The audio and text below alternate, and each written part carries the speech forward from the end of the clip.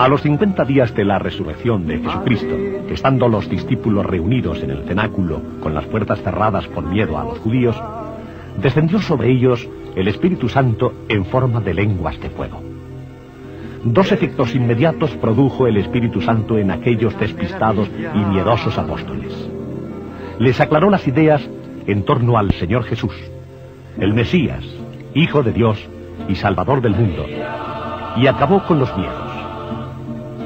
Pedro, en nombre de todos, salió a la calle y proclamó con entusiasmo y valentía el nombre de Jesús, muerto y resucitado, Salvador de todos los que creen en su nombre. Seglar Quico Argüello, pintor de profesión y apóstol itinerante por vocación. En una charla reciente, declaraba en Toledo que él también ha conocido el despiste espiritual como los apóstoles, antes de Pentecostés. Mis padres son católicos, van a misa, etc. Pero Dios quiso que después, cuando entré a la Universidad de Bellas Artes en Madrid, mi profesión es pintor, pues me encontrase con la crisis clásica que tiene todo joven, etc. Entonces, pronto abandoné la iglesia y dejé...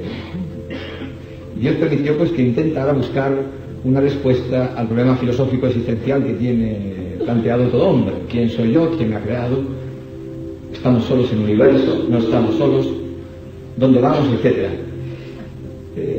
En esta situación, un poco conocida a través del teatro de Jean-Paul Sartre, encontré una respuesta, si queréis, en o Dios existe o Dios no existe. Si Dios no existe, pues todo es absurdo. Pues intenté vivir coherentemente lo absurdo de la existencia, viviendo como diciendo, aceptando que el hombre no ha existido, hoy existe y mañana no existirá, sin tener necesidad de inventarse ningún cielo ni ninguna sublimación, sino tomando en peso nuestra realidad existencial con total coherencia y sinceridad. Yo intenté vivir esto, pero para creer que Dios no existe se necesita tanta fe como para creer que existe. Es cierto absolutamente que Dios no existe. Yo intenté vivirlo, porque por el escándalo de los cristianos, por la situación de la misa, porque tienes una intuición cuando eres joven de que Dios es algo, si existiera, tiene que ser más impresionante por la indiferencia, etc. Dios lo permitió, ahora lo entiendo, que yo tuviera una kenosis, esto es un descendimiento a las zonas profundas del no ser, del no existir. Y allí pues tuve una experiencia de sufrimiento y de absurdo, de no ser. En esta situación tuve un premio nacional de pintura y me encontré de pronto, me dediqué a pintar, claro, y me encontré de pronto pues, salí en la televisión, salí en los periódicos, empecé a hacer exposiciones. Cuando me di cuenta pues ni eso tampoco me interesaba. ¿Pintar para qué? Si yo no sé para qué, para tener dinero, ya tenía dinero, ¿para qué? Para divertirme, ¿para qué? O sea que pronto me di cuenta que mi vida no tenía más horizonte, todo se me hacía cenizas, todo tenía... Me sorprendía que la gente encontrara felicidad en ir al fútbol, por ejemplo, o en vivir, cuando me di cuenta que quizá pues el destino final era vivir y cuando no pudiera más matarme. Pero en esta situación, cuando ya había llegado quizá al borde de toda una forma de existencia, de sufrimiento, Dios me ayudó. Entonces después llegó un momento en el cual grité al Señor, digamos así, no podía más, digo, Señor, si existes, y tuve un encuentro con el Señor dentro de mí mismo, algo que dice San Pablo, que el Espíritu de Cristo da testimonio a nuestro espíritu que somos hijos de Dios. Me acuerdo que entonces quedé tan sorprendido que me caían lágrimas, lloraba, y yo estaba sorprendido que llorase tanto y tan fácilmente, no sabía por qué, y en el fondo me preguntaba, ¿por qué estoy llorando?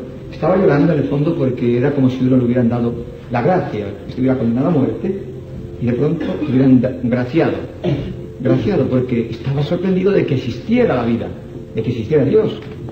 Fijaos que dentro de mi alma no tenía nada, estaba muerto. Si tú crees de verdad que Dios no existe, Dios no existe. Te vas a morir, no existimos. Envejeces y te mueres, no hay más. Vamos a suponer que te lo crees de verdad eso. De verdad. Dios no existe. Ciertamente. Créetelo de verdad. Intenta vivir eso con coherencia. Realmente, vive el absurdo total de tu existencia, sabiendo que las cosas no tienen sentido. Vives, comes, haces el amor, ganas dinero, lo que quieras, pecas, te drogas.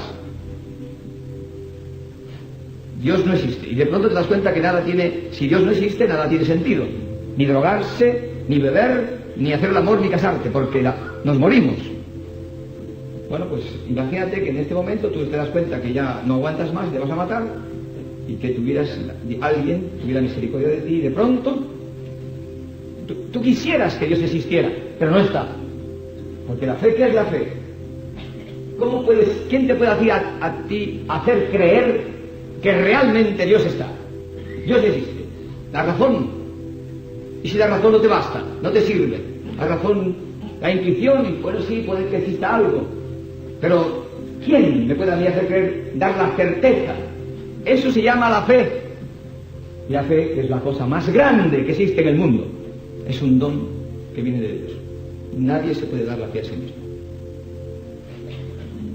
La fe, tener fe, tener fe es una nueva creación, es ser un hombre nuevo, tener fe, realmente. Hay mucha gente que cree que tiene fe y no tiene fe. Muéstrame tus obras y te diré si tienes fe, dice Santiago. La fe sin obras está muerta. Aquí hay muchísimos de vosotros, por ejemplo, muchos que no tienen fe. Dios quiso que tuviera un encuentro con Él, y yo entonces me di cuenta que de pronto apareció la fe en mi corazón como un testimonio, como alguno que testificaba dentro de mí y me garantizaba que Dios existía. Dios es, yo soy. Entonces había pasado de la muerte a la vida. Si Dios es, yo soy. Y curiosamente descubría que este que encontraba vivo dentro de mí, que me testificaba que existía, lo encontraba como una persona dentro, era el Jesús que yo veía de mi madre, que estaba dispuesto a hacerme protestante, o budista, o si quieres musulmán.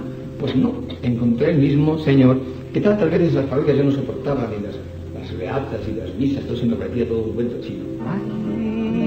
Cuando alguien que está alejado de Dios, en la oscuridad de la vida sin fe, se encuentra con la luz de la fe, se encuentra con Cristo, se produce en él un Pentecostés.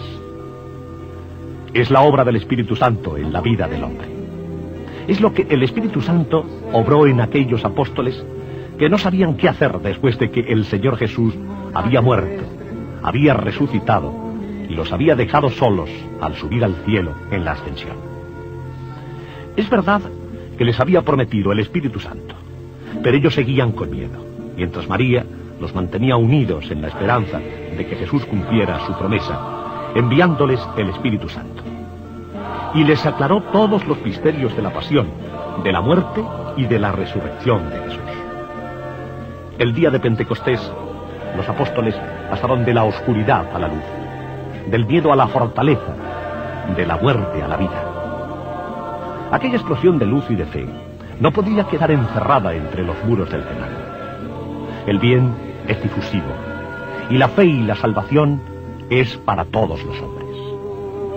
Por eso salieron del cenáculo y Pedro anunció a los judíos el nombre de Jesucristo, el Señor, el único que puede salvar a los hombres, el que dio la vida para que el hombre quedara libre de la muerte. Con otras palabras lo decía Kiko Argüello en Toledo, con esa fuerza de quien está convencido. Pues yo vengo a anunciaros esto, que Cristo, Dios, ha enviado a Jesucristo por ti, para que muriera por ti. Porque si Dios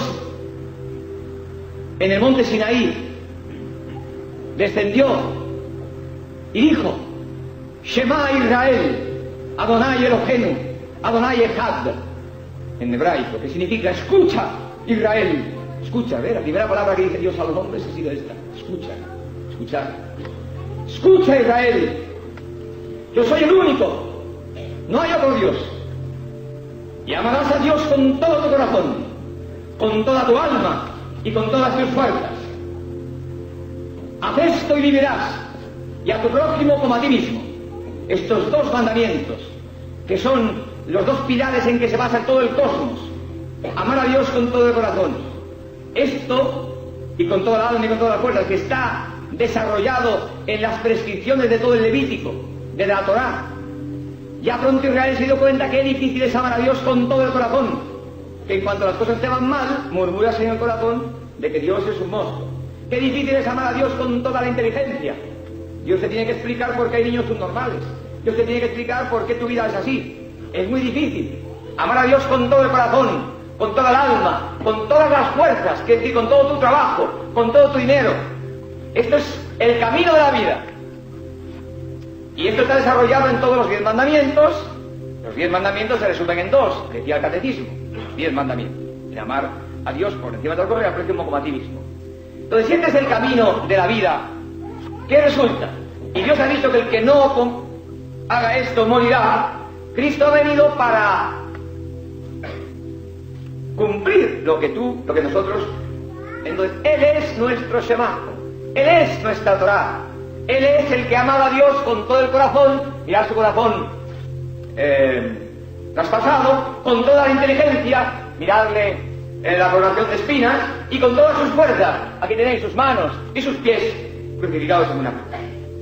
Él ha venido a cumplir, ni porque tú no lo cumples, porque has sido un fornicador como yo, porque mientes como yo, porque engañas como yo, porque no amamos a Dios con todo el corazón. Entonces Él ha venido a amar por ti, ha dado la vida por ti. Dice la Epístola a los Hebreos que Jesucristo participó de la carne y de la sangre para poder entrar en la muerte y liberar a cuantos por temor a la muerte están sometidos a la esclavitud del demonio. Porque por el temor que todos tenemos a morir, pecamos. Por eso Cristo vino a destruir la muerte. ¿Y cómo destruye la muerte? Con su resurrección. Que Dios ha enviado a su Hijo para que muera por ti. Esto es, pague, cumpla toda justicia. Cumpla, esto es, Él, allí donde tú has pecado, y por tanto dice Dios, por ejemplo, el que se acueste con la mujer de su prójimo morirá. Pues suponemos que aquí hay uno que ha adulterado, por lo que sea, porque estaba en crisis, porque el demonio le tentó, por lo que sea. Cristo ha dado la vida por él. El castigo que tenía que caer sobre ese hermano, porque ha fornicado, porque ha adulterado, porque ha mentido, porque ha robado, Cristo ha querido recibirlo él. Cumpliendo lo que dice el Salmo, lo que yo no he robado he tenido que pagar. Él, lo que yo robé, lo pagó él. Y está colgado en el madero, maldito dice la ley el que cuelga del madero. Él ha sido tratado como se trata a los malditos, a los ladrones, a los sinvergüenzas, a los canallas, ya lo decía la ley. Y los judíos viéndolo así, dijeron, mirad, cuando Dios permite que le suceda eso, gran pecador sería. Que Dios no permite que al justo le suceda nada de esto. Y efectivamente, él estaba recibiendo el castigo que se da a los pecadores. Estaba cumpliendo exactamente lo que dice la ley. Pero estaba ofreciendo su sangre, la estaba ofreciendo por todos los hombres. ¿Para qué? ¿Para qué? Porque si castigo del pecado es la muerte, que dice el libro de las Escrituras que Dios no creó la muerte. No hay principio de muerte en ninguna de las creaciones de Dios. Que entró la muerte en el mundo por envidia del demonio. Si castigo del pecado es la muerte, y la muerte reinaba en los hombres porque todos eran pecadores, Cristo de él se ofrece a pagar con su muerte por todos los pecados de todos los hombres. Escuchad, su resurrección, que un hombre haya venido de la muerte, es lo que nos justifica.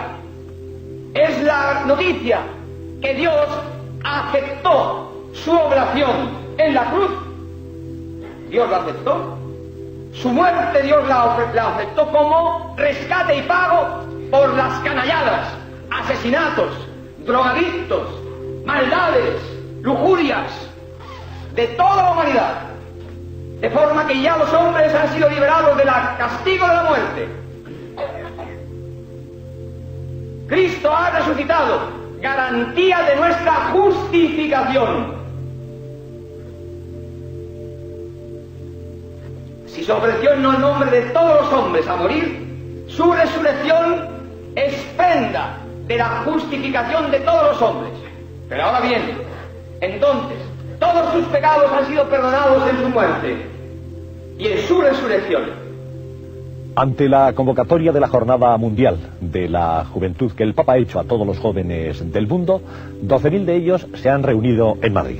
Jóvenes provenientes de todas las comunidades autónomas de España han acudido a la cita espiritual presidida por el cardenal arzobispo de Madrid, don Ángel Suquía. Fue el mismo Kiko Argüello quien les dirigió la palabra. Cristo Jesús ha muerto por todos los hombres, porque todos necesitamos salvación. Si no, Cristo no habría muerto por ti. Ha dado la vida por ti y por mí, porque todos necesitamos la vida de Cristo, que diera la vida por nosotros. Cristo no ha hecho nada gratuito, en el sentido de tonto, de algo que nos sirve. Ha hecho algo que te es absolutamente necesario. Pero esa muerte que ha hecho por ti, puedes rechazarla. Cuando estaban reunidos sus discípulos en el día de Pentecostés, que es una fiesta hebraica, que se llama Fiesta de las Semanas, porque conmemora el que Dios haya entregado la ley de los 10 mandamientos en el monte Sinaí, es la conmemoración de la entrega de la ley, o de las 10 palabras del Decálogo, y se llama Pentecostés, que significa una palabra hebrea, 7 semanas. Cuando estaban estos que eran hebreos reunidos, de pronto un viento impetuoso irrumpió en la sala en que estaban reunidos, y movió las puertas, y de pronto unas como lenguas de fuego se pusieron en sus cabezas, y decidieron dentro, sintieron dentro que algo estaba pasando, y es que dentro de ellos mismos sintieron el Espíritu mismo de Dios. Este Espíritu les dio testimonio, les testificó que aquel con el cual habían estado ellos no era solamente el Mesías. Esto es uno que iba con una especie de segundo Moisés, que iba a liberar a Israel. Que aquel que había sido muerto y crucificado era Dios mismo. Escuchad esto. Dios mismo. Jamás un hebreo podría pensar nunca que este hombre fuera el Adonai. A Dios en un hebreo no le puede ni siquiera nombrar. No pueden decir el nombre de Yahvé. Y tienen que cubrirse los ojos. Hoy hay hebreos que están dispuestos a aceptar que Cristo era el Mesías y que ha resucitado de la muerte. Hay muchos milagros en el mundo, pero que un hombre sea Dios, eso es imposible. Dios es... Bien, este hecho de que el Espíritu Santo tocara, descendiera sobre los hombres y los transformara, porque el Espíritu mismo de Dios habitando dentro del hombre hace que los hombres sean deificados, sean templos vivos de Dios mismo. O sea, que participen de la misma naturaleza divina. Esto era un acontecimiento nuevo. Jamás los hombres habían participado, habían podido tener una gracia o algo particular o una misión, pero transformados. O sea, que la naturaleza misma de Dios entrara dentro del hombre y se amalgamara con la naturaleza humana, sin confundirse, en una especie de hipostasis, algo enorme. Pero eso que le pasó a aquellos hombres, que los transformó en evangelizadores inmediatamente, y salieron de aquel encuentro, abrieron las puertas y gritaban como locos, como puedo gritar yo hoy: hermanos, ese que habéis matado era Dios y ha hecho una obra, ha salido al cielo y está delante de Dios presentando sus llagas gloriosas para que podáis recibir el Espíritu Santo. Convertíos. Esa noticia, que es la misma, es la que yo os traigo a anunciar hoy. Escuchadme bien ahora, porque lo mismo que sucedió a aquellos apóstoles en aquella Pentecostés me ha sucedido a mí y te está sucediendo a ti, por el milagro de la fe. Esto es, que el Espíritu de Cristo descendiendo a mi corazón ha dado testimonio de que Él es Dios y me ha testificado de su amor. El Espíritu Santo habitando en el hombre es la garantía de su amor. Esto es, de que Cristo nos ha rescatado de la esclavitud al pecado y a la muerte, y la prueba de su rescate es el Espíritu Santo. ¿Sabes lo que es Dios? Esto. ¿Y sabes lo que es Cristo crucificado? ¿Y sabes lo que es esto? Que Dios te quiere. Has fornicado ayer, has robado, has asesinado. Dios te quiere, hará la vida por ti. Dios en Cristo cuando éramos unos malvados. Dios no puede negarse a sí mismo. La naturaleza divina es ser uno en ti. Quiere estar en ti, está en toda la creación Dios. Pero quiere estar en ti no como está en la creación, sino en el Espíritu Santo, como persona, totalmente en ti, haciéndote uno, para que participes del misterio de la Trinidad, que es el amor. Escucha, para que participes del misterio de Dios, que es la unidad. Padre, yo en ellos y tú en mí, para que sean perfectamente uno y el mundo crea. Padre, que el amor con que me has amado a mí, el amor con que el Padre ha amado al Hijo, esté en ellos y yo en ellos. O sea, que el amor que el Padre da por el Hijo no se puede separar del Hijo, el amor del Padre por el Hijo. Si ese mismo amor que es el Espíritu Santo está en ti el Hijo. Si yo hoy soy cristiano, en mí está el Padre amándome, está el Hijo en el Espíritu Santo. Convertíos y creed a la buena noticia del amor que Dios sostiene. Todos, los curas también, yo también, convertíos. Esto es, ¿qué es convertirse? Creed.